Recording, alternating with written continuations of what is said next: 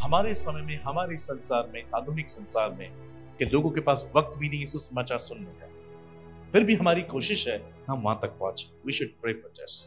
मगर फिर भी कुछ जातियां रह जाएंगी जिनके पास समाचार नहीं पहुंचेगा, जीसस नहीं पहुंचेगा।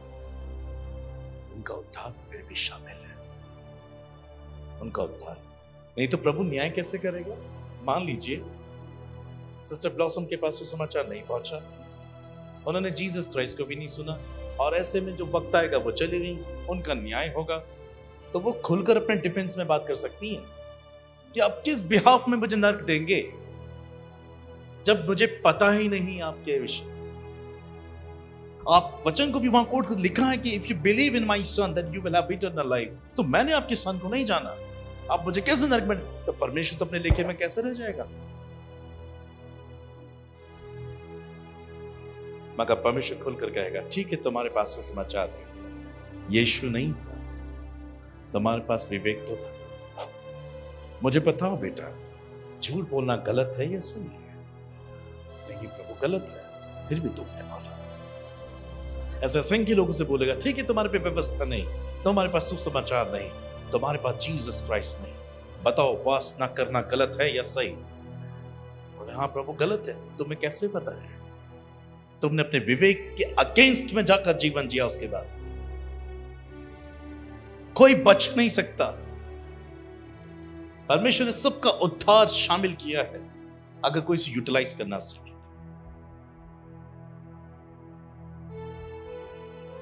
पहला तीमुथियुस 1 अध्याय 9 से 10 पद में लिखा है कि ये जानकर कि व्यवस्था धर्मी जन के लिए नहीं पर अधर्मियों, निरंकुशों, भक्तिहीनों, पापियों, अपवित्रों, अशुद्धों, माँ बाप के घात करने वालों, हत्यारों, व्यभिचारियों, पुरुषगामियों, मनुष्य के बेचने वालों, झूठी शपथ खाने वालों और इनको छोड़ खरे उपदेश के सब विरोधी के लिए ठहराई गई। अगर इस एक पूरे वचन में किसी को जोड़े अगर हम, तो अन्य जातियां फिट बैठती हैं इस पे।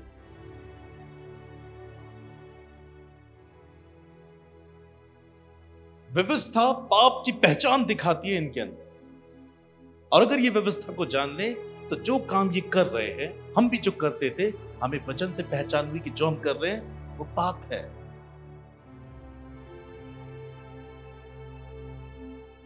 मगर अगर व्यवस्था नहीं पहुंची तो उन्हें पाप की पहचान कैसे होगी? तो इस पद से होगी। इब्रानियों 10 अध्याय 16 पद में लिखा है कि प्रभु कहता है कि जो वाचा मैं उन दिनों के बाद उनसे बांधूंगा वो ये है कि मैं अपनी व्यवस्था को उनके हृदय पर लिखूंगा और मैं उनके विवेक में डालूंगा। मैं उनके कॉन्शियस हार्ट में अपनी व्यवस्था बो दूंगा। एक नया प्रॉमिस परमेश्वर ने किया था कि मानव जाति को अब इस बात का इंतजार नहीं करना कि उनके पास सुसमाचार पहुंचे या नहीं पहुंचे, क्योंकि मैं उनके विवेक के अंदर, उनके हृदय के अंदर अपनी व्यवस्था को लिख दूंगा।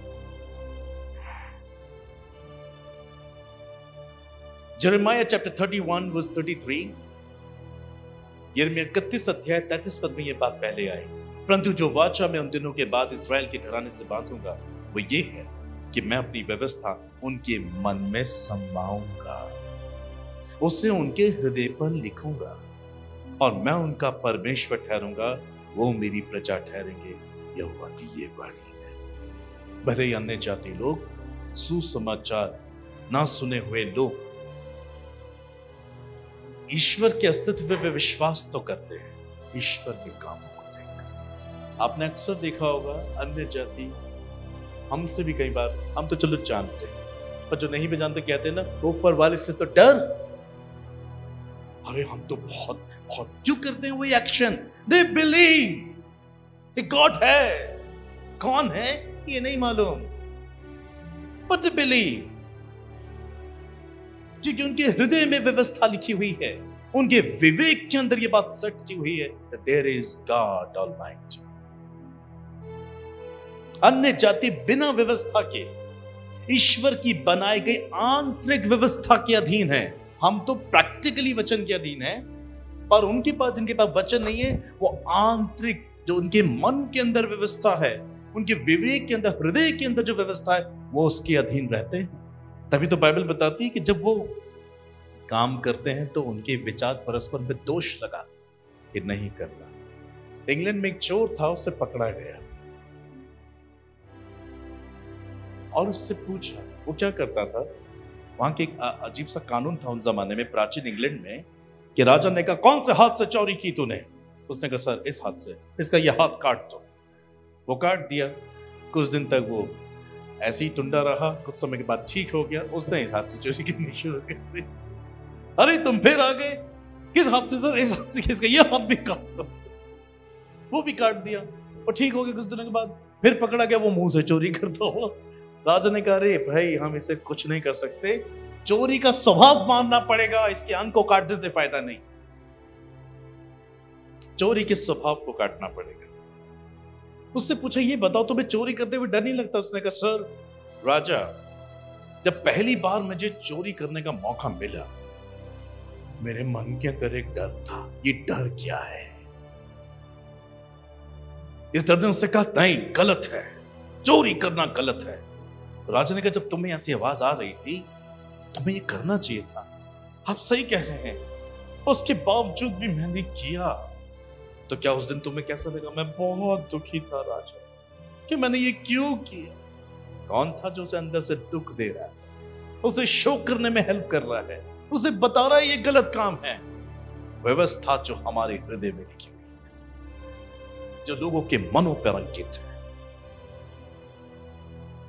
उसने कहा जब मैं दूसरी बार चोरी की तब भी मुझे आवाज आई, तो भी मैंने किया। उस दिन भी बहुत निराश था और ऐसे ही मैं बार बार निराशा को सहन करता रहा। मैंने अपने विवेक को नहीं सुना, मैं चोरी करता रहा और एक बात में मेरी आंतरिक आवाज बंद हो गई और मैं प्रोफेशनल चोर बन गया। ऐसा नहीं कि परमेश्वर लोगों को क्या करना है क्या नहीं करना है उनसे बातचीत नहीं करता है। और ऐसे ही लोगों का प्रभु न्याय करेगा। उन्होंने अपने विवेक के अगेंस्ट में जाके काम किया, द हेल। और यदि वो रुक जाता देन हेवन। हेलो, समझ में आ रहा है? गहरी शिक्षा है। सो अन्य जाति बिना व्यवस्था के अपनी आंतरिक व्यवस्था के अधीन है। उनका न्याय इसी व्यवस्था के अनुसार होगा। इसलिए सबसे प्यार करो। Now think about this, अगर जीसस क्राइस्ट जो ज्यूइश था, ज्यूइश के ब्लड में होके आया, अगर वो इसी कम्युनिटी को पसंद करता तो हिंदुस्तान में सुसमाचार कभी नहीं आता। गलती पतरस यही कर रहा था, सिर्फ यहूदियों में प्रचार कर रहा था। और पौलुस ने जाकर उससे बातचीत की। क्या मसीह सिर्फ यहूदियों के लिए मारा गया? उसने सभी मानव जाति के लिए जाना। और जब पतरस ने देखा कि अन्य जातियों पर भी आत्मा उतरा है, तब उसे इस बात की समझ आई कि ईश्वर सबके लिए मारा गया, उद्धार सबके लिए। दुख की बात यह है कि उस यहां तक बोल दिया कि यीशु मसीह ने क्रूस पर जिन्होंने उसे कीले ठोके, कोड़े मारे, मुंह पे थूका, उसकी निंदा की, प्रभु ने कहा तो था हे पिता ने माफ कर, ये नहीं जानते ये क्या करते। उसकी स्टेटमेंट ये थी, आपने सुनी, कि प्रभु ने उन्हें माफ तो किया, परंतु जो उन्होंने किया उसके बदले में तो उन्हें नहीं मिलना। तो प्रभु के आधे मन से माफ कर रहा है। जब लिखा है कि यदि वो तेजो में ईश्वर को जान जाते तो कदापि उसे क्रूस पे ना चढ़ाते। ये परमेश्वर की मति से ठहराया गया वक्त था, होना ही था कि वो पापियों के हाथ पकड़वाए जाएंगे और क्रूसित किए जाएंगे। It was plan by God. इसलिए प्रभु उसे माफ कर पाया। वो नहीं जानते थे वो क्या कर रहे हैं। रोमियो नहीं मारा था और दोष इजराइलियों यहूदी ने लगाया था। अगर प्रभु की उनको माफी नहीं मिलती तो रोमन कैथलिक पहला मसीह स्टैब्लिश नहीं होता। शुरुआत तो वहीं से हुई और आज इजराइल पूरा क्राइस्ट के नाम से जाना जाता है। तो ये प्रभु की दया तो थी, क्षमा थी जो आज वहां उद्धार पहुंचा है। आज दुनिया में लोग ऐसे ट्रैवल नहीं कर रहे हैं। इजराइल में प्रभु ने माफी दी है उस देश को, तभी ट्रैवल कर पा रहे हैं, नहीं तो वो अन्य जातियों में गिना जाता। और इतना इंपॉर्टेंट था कि बाइबल में प्रभु ने कहा यरूशलेम की शांति के लिए प्रार्थना करो। तो क्रोध अपनी जगह है, दया अपनी जगह है, सब चीजों का समाधान है, पर हमें वचन को समझना चाहिए। सो मेरे प्रियो, भटकना नहीं, ज्ञान की कमी होती है। ईश्वर के साथ रिश्ता अभी परिपक्व नहीं हुआ है। इसलिए हमारा देश ये मानता है कि देश में जो राजा हो, प्रधान हो, वो बुजुर्ग होना चाहिए, पके व्यापार का होना चाहिए, क्योंकि उससे बहुत अच्छे से समझदारी हासिल होती है। और बाइबल भी ये कहती है, तुम कब तक दूध पीते रहोगे? समय के हिसाब से तुम्हें गुरु हो जाना चाहिए। हम भले देखने में लगता है कि हम बच्चे हैं, पर अंदर हम बूढ़े हो चुके हैं, बाल पक चुके हैं हमारे, तभी गहरी गहरी बातें नहीं कर पाते।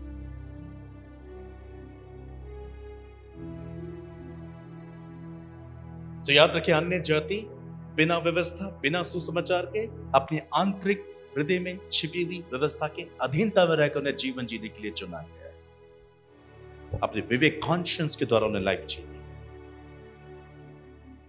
रोमन चैप्टर 2 वर्स 11 to 15, रोमियो 2 11 से 15 में लिखा है, क्योंकि परमेश्वर किसी का पक्ष नहीं करता, इसलिए कि जिन्होंने बिना व्यवस्था पाए पाप किया, वो बिना व्यवस्था के नाश भी होंगे। कोट कीजिए, पाप किया यानी अपने विवेक के अगेंस्ट में जाकर पाप किया। बिना व्यवस्था के किया, मगर विवेक के अगेंस्ट में जाकर पाप किया, वो बिना व्यवस्था के नाश भी होंगे। और जिन्होंने व्यवस्था पाकर पाप किया, उनका दंड व्यवस्था के अनुसार होगा। लेकिन परमेश्वर के यहां व्यवस्था के सुनने वाले धर्मी नहीं, पर व्यवस्था पर चलने वाले धर्मी ठहराए जाए। अब इसे ध्यान से सुना, 14 and 15 वर्ड्स।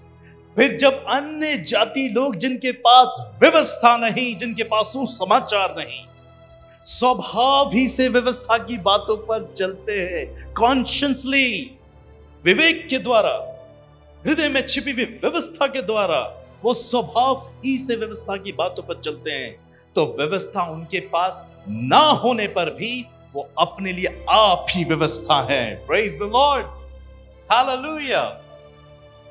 वे व्यवस्था की बातें अपने हृदय में लिखी हुई दिखाते हैं, और उनके विवेक, कॉन्शियस भी गवाही देते हैं, और उनकी चिंताएं परस्पर दोष लगाती या उन्हें निर्दोष ठहराती। हमारा प्रभु कितना अच्छा है, सबका उद्धार है। Give a big clap to Jesus, hallelujah. सबका उद्धार है यहां पर। ठीक है, सुसमाचार नहीं मिला, ठीक है, तुम जीसस को नहीं जानते, बट तुम्हारे हृदय में मेरी व्यवस्था है। क्या सही है, क्या गलत है, तुम्हें मालूम है। यदि तुमने वही किया, इट डजंट मैटर, प्रभु नाराज नहीं होंगे, तुमने मेरी भक्ति नहीं की। I will give your life, hallelujah, praise the Lord.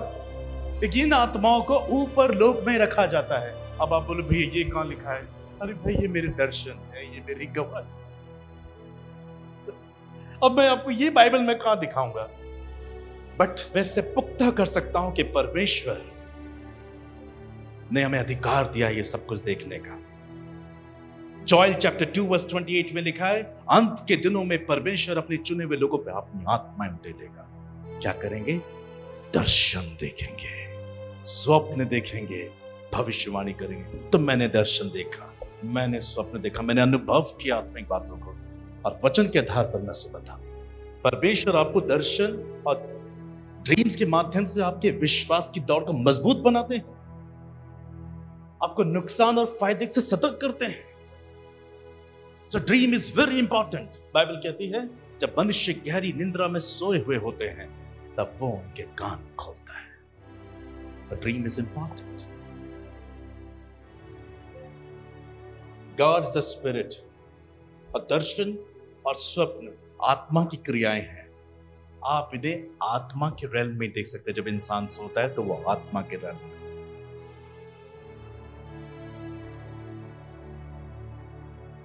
सो अन्य जाति के पास उद्धार हो सकता है अगर वो अपने विवेक के माध्यम से, हृदय में छिपी हुई व्यवस्था के माध्यम से उनको सही और गलत में फर्क करना सिखाती जीवन जिए। ऐसे ढेर सारे लोगों से मैं खुद मिला अपने जीवन में। ठीक है, उन्हें जीसस नहीं मालूम, हालांकि उसके बाद तो मैंने बता ही दिया, उन्हें जीसस नहीं मालूम, उन्हें व्यवस्था नहीं मालूम, उन्हें सुबह सुबह नहीं मालूम, but they very God fearing, godly people. अरे सर, ऊपर वाला हमको इसलिए हम नहीं कर सकते, हम किसी के बात में गलत, ये कहां से आता है उनके अंदर? वो अनजाने में डरते हैं ईश्वर से। क्या प्रभु उनको नरक दे देगा? नहीं। ऐसी आत्माएं जो बिना सुसमाचार, बिना क्राइस्ट, बिना व्यवस्था को जाने मर जाती हैं, पर वो अच्छे हृदय की होती हैं।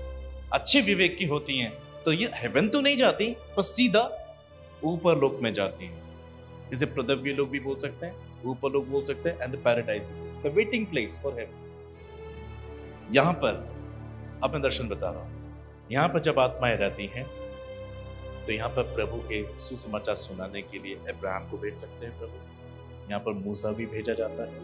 यहाँ पर प्राचीन काल के सभी सेवक, इवन जीसस के टाइम के भी चेले पहुंच जाते हैं और वो उन्हें बताते, देखो तुमने अपने हृदय की व्यवस्था से प्रभु को प्रसन्न किया है, भले तुम्हारी भक्ति कहीं और थी, वो हम तुम्हें माफ करता है ईश्वर, क्योंकि तुम्हें मालूम नहीं था, तुम्हें पता नहीं था, पर तो भी तुमने अनजाने में ईश्वर के मन की इच्छाएं पूरी की। अब जानो तुमने किसकी इच्छा पूरी की, वो जीसस क्राइस्ट था। क्या तुम विश्वास करते हो? तो क्योंकि वो अच्छे हृदय की होती है, वो तुरंत ही मान जाती है क्या हाँ, प्रभु यीशु में विश्वास करते हैं, और तब उनके लिए दरवाजा खुलता है, वो स्वर्ग पहुंच जाते हैं। हालेलुया। इवन पौलुस ने भी अन्य जाति को प्रचार किया और उन्हें दोष नहीं लगाया और उनकी सराहना की। प्रेरितों के काम 17 अध्याय 16 एंड देन 22 से 23 पद में लिखा है, एथेंस एक नगर था जहां पौलुस गया, वहां सभी नॉन क्रिश्चियन, सभी अविश्वासी और सभी अन्य जाति, मान लो हिंदुस्तान में गया था। एथेंस एक ऐसी जगह थी। तो क्या लिखा है, एक्ट 17, 16 एंड देन 22 to 23, जब पौलुस ने एथने में उनकी बात जो रहा था तो नगर को मूर्तों से भरा हुआ देखकर उसका जी जल गया। हालांकि ठीक है, रॉन्ग भक्ति तो देखकर हमें भी बुरा लगेगा, उसको भी वही लगा, पर लोगों के साथ क्या बर्ताव था। तब पौलुस ने अरियोपगुस के बीच में खड़ा होकर कहा, हे एथेन के लोगों, मैं देखता हूं कि तुम हर बात में देवताओं के बड़े मानने वाले हो, हर बात में देवता को प्राथमिकता देने वाले लोग हो, क्योंकि मैं फिरते हुए तुम्हारे पूजने की वस्तुओं को देख रहा था तो एक ऐसी वेदी भी पाई जिस पर लिखा था अनजाने ईश्वर के लिए। अब सुनना, सो जिसे तुम बिना जाने पूजते हो, हालेलुया, बिना जाने तुम उसे पूजते हो, अपने कॉन्शियस के द्वारा, अपने विवेक के द्वारा, जिसे तुम बिना जाने पूजते हो, मैं तुम्हें उसका सुसमाचार सुनाता हूं। Hallelujah, give a big clap to Jesus.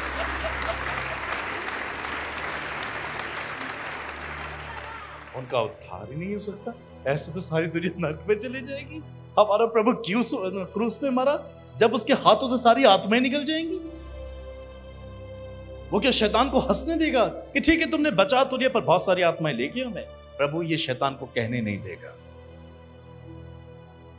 प्रभु बहुत आत्माएं बचाएगा। और अभी तो वो वक्त आ रहा है जब परमेश्वर दर्जनों के हिसाब से रिवाइवल ला रहा है पूरे वर्ल्ड के अंदर। उस भविष्यवाणी को याद रखना जो पवित्र आत्मा ने कहा था, this world, this country will experience real Jesus Christ through his people. Hallelujah.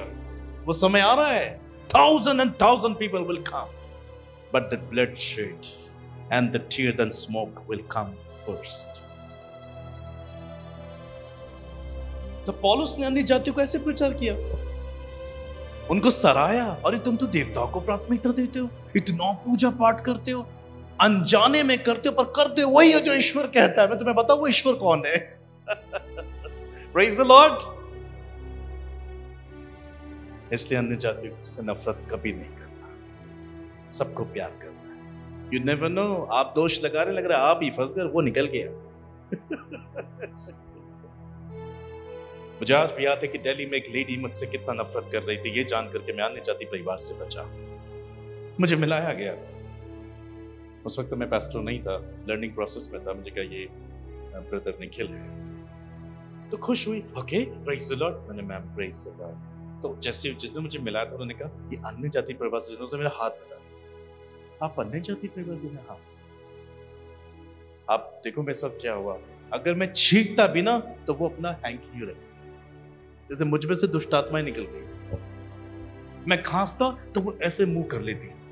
मेरे साथ गाड़ी में बैठना बड़ा मुश्किल हुआ उसको, जबकि वो एक सुसमाचार प्रचारक थी पर उसकी बुद्धि उसी लड़की के समान थी। वो अपने सभी लोगों से सवाल करती, वो एक भी जवाब नहीं दे पा रहे थे, पर हर बात मैं कहता था मैम मैं बताऊं, मैम मैं बताऊं। वो मुझे जवाब देने नहीं देती, क्योंकि मैं अन्य जाति परिवार से जन्मा था।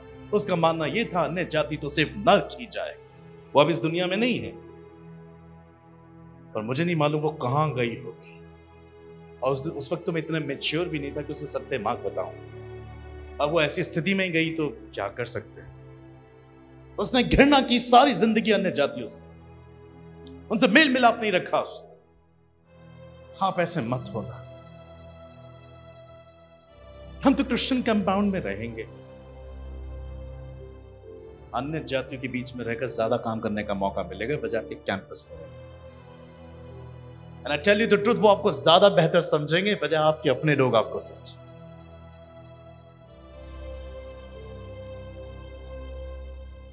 आदम और हवा के गुनाह करने के बाद उन्होंने पाप किया। उन्हें कैसे पता लगा उन्होंने पाप किया? उन्हें अपने विवेक के द्वारा एहसास हुआ कि हमने प्रभु के साथ गलत किया। उनके कॉन्शियस ने उनको बताया कि नहीं, जो तुमने किया।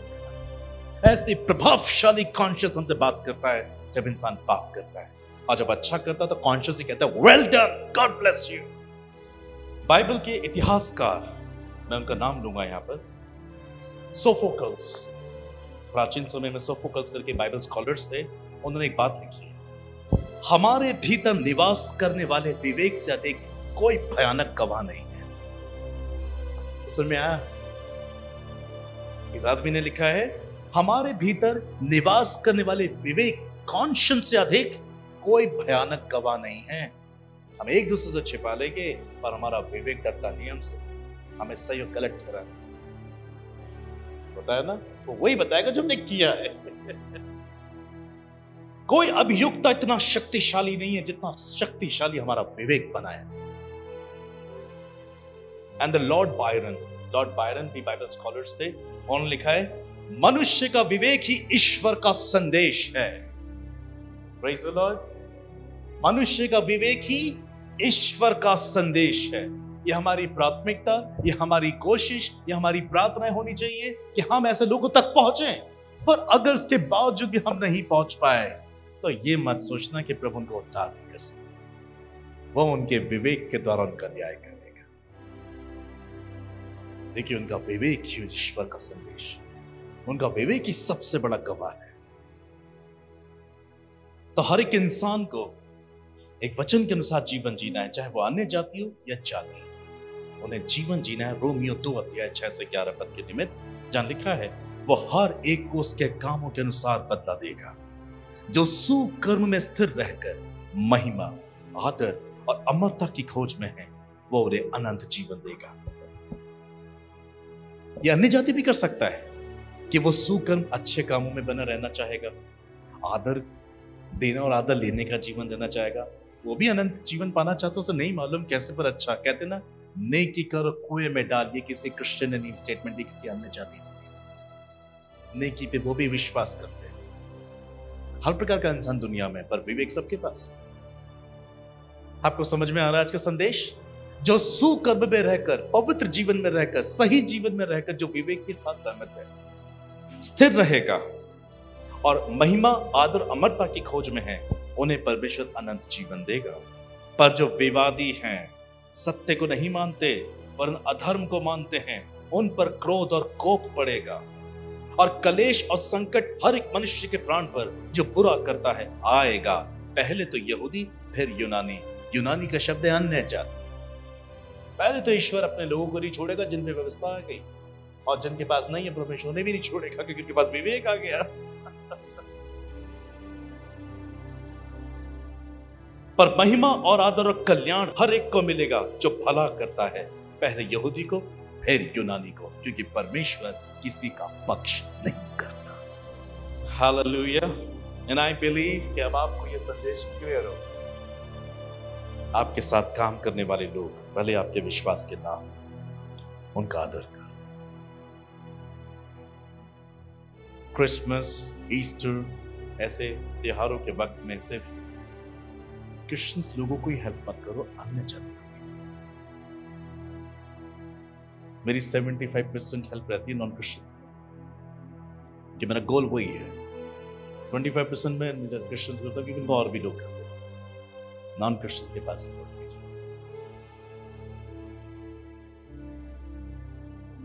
सबसे प्यार करो, भले वो आपके फेथ का हो या ना हो। क्योंकि विवेक दोनों के पास इक्वल है, वही आपका भाई और बहन। जिस बात को आप गलत मानते हो, व्यवस्था जानकर, वचन जानकर, क्राइस्ट को जानकर, वो बिना इन सब चीजों के जानता है कि आप जो बोल सकते। पर जब तक हम जीवित हैं, हमारी प्राथमिकता होनी चाहिए, हमारी प्रार्थनाएं होनी चाहिए कि हम इन लोगों तक पहुंचे। और अगर नहीं भी पहुंच पाए, ईश्वर अपना काम अनादि में कर चुका है। वो सबको बचाने की ताकत रखता है, और जो नहीं बचना चाहते तो वो उनको सजा देने की ताकत रखता है। तो मैं और आप बच नहीं सकते, पृथ्वी की कोई कुल जाति बच नहीं सकती। सबका उद्धार शामिल है, क्योंकि वो प्रेम का परमेश्वर।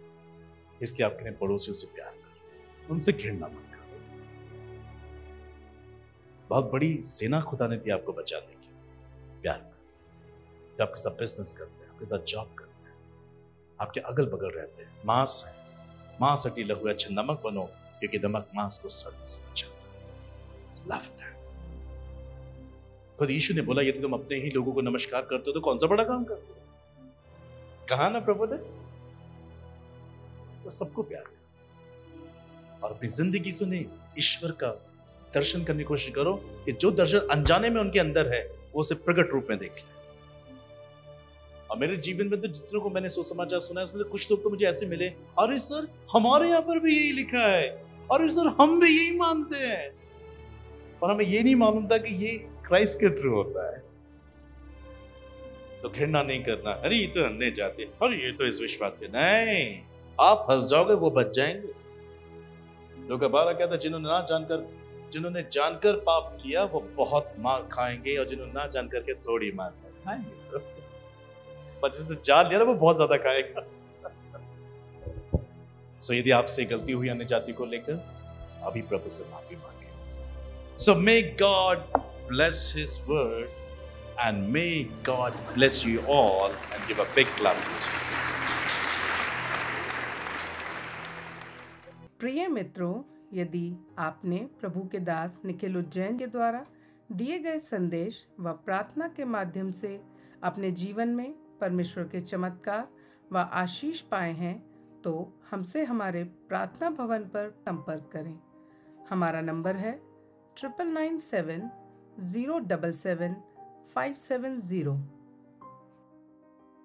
यदि आप हमारे सहभागी बनना चाहते हैं तो आप हमारे दिए गए व्हाट्सएप नंबर के द्वारा हमसे संपर्क करें। हमारा नंबर है 7895251569। यदि आप अपने अनुदानों के द्वारा द लॉर्ड्स पावर मिनिस्ट्री की सहायता करना चाहते हैं तो आप हमारी वेबसाइट पर लॉगिन कर सकते हैं। हमारी वेबसाइट है www.thelordspower.org, जिसके माध्यम से आप हम तक अपनी सहायता सुरक्षित भेज सकते हैं। आप अपने अनुदानों को दिए गए QR और बैंक अकाउंट डिटेल के माध्यम से भी भेज सकते हैं।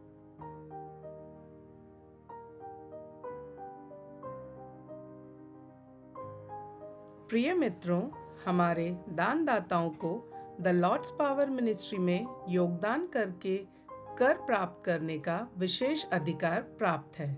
सामाजिक कारणों के लिए द लॉर्ड्स पावर मिनिस्ट्री को किए गए दान पर भारतीय आयकर अधिनियम की धारा ATG के अनुसार कर छूट है। सहायता हेतु दिए गए नंबर पर संपर्क करें 9997077570 या हमारी वेबसाइट www.thelordspower.org पर लॉगिन करें। धन्यवाद।